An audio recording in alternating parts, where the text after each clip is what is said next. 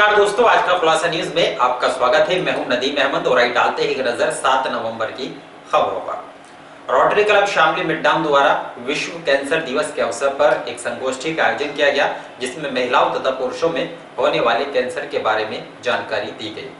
शनिवार को शहर के बुढ़ाना रोड स्थित मां सावित्री हॉस्पिटल में रोटरी क्लब शामली मिडटाउन द्वारा विश्व कैंसर दिवस के अवसर पर एक गोष्ठी का आयोजन किया गया, जिसका शुभारंभ क्लब के अध्यक्ष डॉक्टर नीतिनाथ शुक्ला ने किया।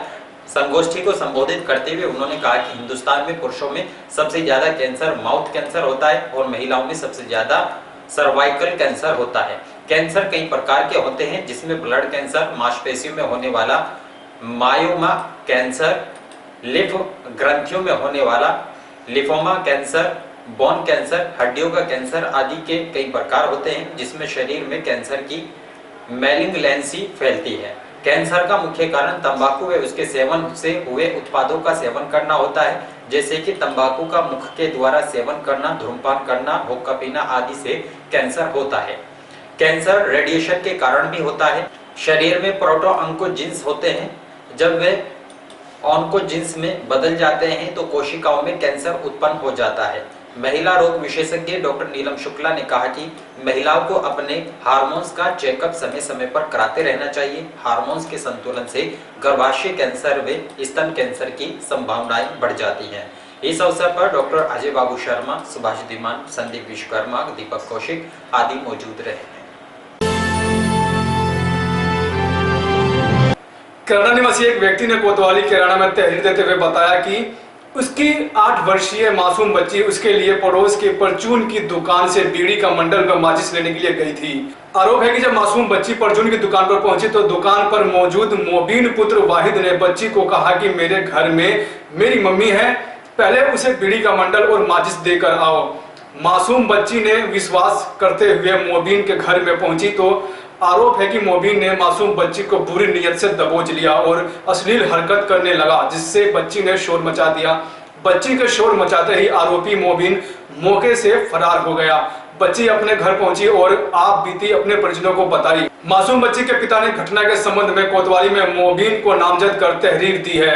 घटना के चंद समय बाद ही सूचना पाकर पुलिस मौके पर पहुंच गई थी और पीड़ित से घटना की जानकारी ली थी। जानकारी लेने के बाद पुलिस ने आरोपी की गिरफ्तारी के लिए मोबीन की दुकान व उसके मकान को खंगाला, लेकिन आरोपी वहां से फरार हो चुका था। पुलिस ने आरोपी की गिरफ्तारी करने के लिए दबाव बनाने के लिए आरोपी की माता को मौके से हिरासत में ले लिया है और पीड़ित परिवार की तहरीर पर मामले की जांच कर पुलिस कार्रवाई में जुटी हुई है। कांग्रेस पार्टी की बैठक में गांव खोड़सामा निवासी सैकड़ों लोगों ने कांग्रेस की नीतियों से प्रभावित होकर पार्टी की सदस्यता ग्रहण की है। इस दौरान कोर्ट जिलाध्यक्ष ओम प्रकाश शर्मा ने उनका फूलमालाओं के साथ स्वागत कर पार्टी की नीतियों के बारे में बताया है। शनिवार को शहर के बलभद्र मंदिर स्थित कोर्ट जिलाध्यक्ष ओम प्रकाश शर्मा के आवास पर कांग्रेस पदाधिकारियों व कार्यकर्ताओं की एक बैठक का आयोजन किया गया। बैठक में कांग्रेस पार्टी की नीतियों और आज की राजनीतिक परिस्थिति पर विस्तार से चर्चा की गई। बैठक में खोड़सामा से आए यशपाल सिंह ने अपने सैकड़ों साथियों के साथ पार्टी की सदस्यता ग्रहण की और पूर्ण निष्ठा के साथ पार्टी की नीतियों का प्रचार प्रसार कर संगठन को मजबूत बनाने की शपथ ली। इस अवसर पर पूर्व जिलाध्यक्ष ओम प्रकाश शर्मा ने कहा कि कांग्रेस कोई पार्टी नहीं अपितु एक देश की आत्मा और प्राण है। कांग्रेस ने देश और देशवासियों के लिए न सिर्फ बलिदान दिए बल्कि एक अति गरीब, अव्यवस्थित, महामारी और बेरोजगारी से जूझते देश को वैश्विक स्तर पर स्थापित करने का काम किया है। लेकिन आज झूठे और मौकाप्रस्त लोगों ने कुचक्र के बलबूते देश को पीछे धकेलने का काम किया है। इस दौरान पार्टी की सदस्यता ग्रहण करने वाले सभी लोगों का फूलमालाओं के साथ स्वागत किया गया। लॉकडाउन के बाद दीपावली पर्व पर खरीदारी को लेकर बाजारों में ग्राहकों की भले ही भीड़ लग रही हो, लेकिन सर्राफा बाजार की बात करें तो यहाँ बाजार में कोई ग्राहक नहीं है।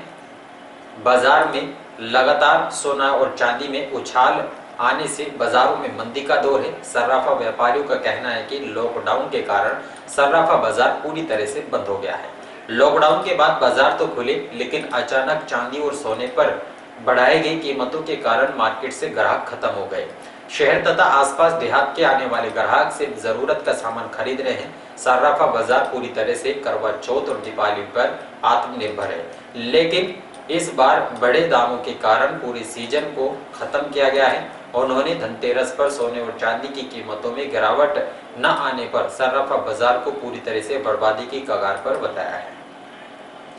व्यापारी सुरक्षा फोरम की बैठक में व्यापारियों से अपने प्रतिष्ठानों पर सीसीटीवी कैमरे लगवाए जाने का आह्वान किया गया। शनिवार को शहर के गौशाला रोड स्थित प्रदीप विश्वकर्मा के आवास पर व्यापारी सुरक्षा फोरम की बैठक का आयोजन किया गया। इस दौरान बैठक को संबोधित करते हुए जिलाध्यक्ष संजय संकल ने कहा कि नगर व देहात के क्षेत्रों में व्यापारिक प्रतिष्ठानों में बढ़ रही चोरी एवं लूटपाट की घटनाओं से व्यापारी को काफी नुकसान है, जिससे व्यापारियों में रोष व्याप्त है। त्योहार का सीजन शुरू हो गया है। कोरोना काल के कारण लंबे समय से व्यापार मंदी में बदल गया था। अब व्यापारी को काफी उम्मीद है। ऐसे में व्यापारी की दुकानों पर अधिक सामान रहता है, लेकिन लगातार होने वाली चोरी की घटनाओं से व्यापारियों में भय व्याप्त है, जिस कारण पुलिस प्रशासन को रात्रि में गश्त बढ़ाने की जरूरत है। उन्होंने सभी व्यापारियों से भी अपने प्रतिष्ठानों के बाहर सीसीटीवी कैमरे लगवाए जाने की अपील की। इस अवसर पर श्रीपाल गोयल, मुकेश जांगीर, रुपेश गुप्ता, सुरेश मित्तल, राजकुमार बंसल, देवराज आदि मौजूद रहे हैं।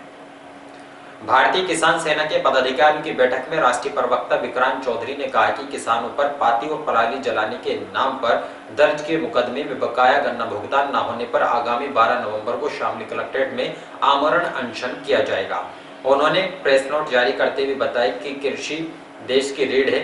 गन्ना भुगतान न होने से किसान, मजदूर और अन्य वर्ग में काफी परेशानी है। घरों में दीपावली और त्योहार भी नहीं मनाए जा रहे। उन्होंने कहा कि जब तक किसानों के खाते में गन्ने का भुगतान नहीं आएगा, तब तक वे आमरण अनशन कर सत्याग्रह करेंगे। शहर के मोहल्ला सलेक विहार स्थित जमीयत उलमा हिंद के पदाधिकारियों की एक बैठक का आयोजन जिला सदर मौलाना साजिद कासिम की सदारत में आयोजित किया गया। बैठक में मौलाना ने फरमाया कि हजरत मोहम्मद साहब को अल्लाह ने सारी कायनात के लिए रहमत बनाकर भेजा है। जिस शख्स पर जुल्म और ज्यादती की जाए वह उसको माफ कर दे तो तुमसे बेहतर कोई शख्स नहीं है। हमें लोगों की खिदमत करनी चाहिए। फ्रांस के ताल्लुक में उन्होंने फरमाया कि जिस इंसान ने मोहम्मद साहब का कार्टून बनाया या कोई तस्वीर बनाई है, उससे मोहम्मद साहब की शान में जर्रा बराबर भी फर्क नहीं पड़ेगा। हमें सबको इस्लाम की तालीम का मुताला कर पैगाम देने की जरूरत है। और इन्हीं खबरों के साथ समाचार बुलेटिन यही समाप्त है। दीजिए इजाजत। नमस्कार।